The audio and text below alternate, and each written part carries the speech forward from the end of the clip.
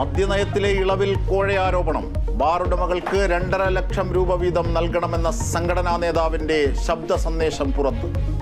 2.5 ലക്ഷം രൂപ വെച്ച് നമുക്ക് കൊടുക്കാൻ പറ്റുന്നുണ്ടെങ്കിൽ കൊടുക്കാൻ പറ്റുന്നവരെ 2 ദിവസത്തിനുള്ളിൽ ഈ ഗ്രൂപ്പിലിടുക. നമ്മൾ സഹകരിച്ചില്ലെങ്കിൽ വളരെ ഒരു നാശത്തിലേക്കാണ് പോകുന്നത്. പണപ്പിരിവിന് അസോസിയേഷൻ തീരുമാനിച്ചിട്ടില്ലെന്ന് പ്രസിഡന്റ് വി സുനിൽകുമാർ.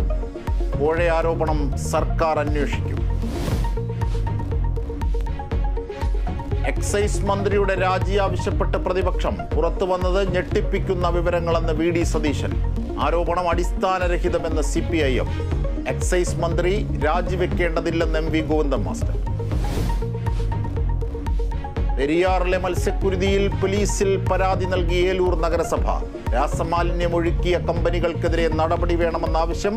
മാനദണ്ഡങ്ങൾ ലംഘിച്ച കമ്പനികളുടെ പട്ടിക ആവശ്യപ്പെട്ട് മലിനീകരണ നിയന്ത്രണ ബോർഡിന് നോട്ടീസ്.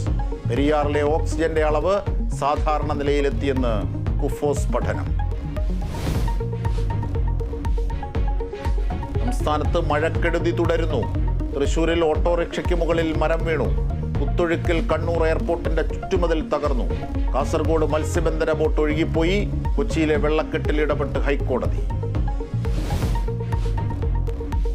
ആറ്റിങ്ങൽ ഇരട്ടക്കൊലപാതക കേസിൽ 1-ാം പ്രതിയുടെ വധശിക്ഷ ഒഴിവാക്കി ഹൈക്കോടതി. നിനോ മാത്യുവിന്റെ വധശിക്ഷ ജീവപര്യന്തമാക്കി കുറച്ചു. പ്രതികൾക്ക് പരോളില്ലാതെ 25 വർഷ കഠിന തടവ്. 2-ാം പ്രതി അനുശാന്തിയുടെ ഇരട്ട ജീവപര്യന്തം കോടതി ശരിവെച്ചു.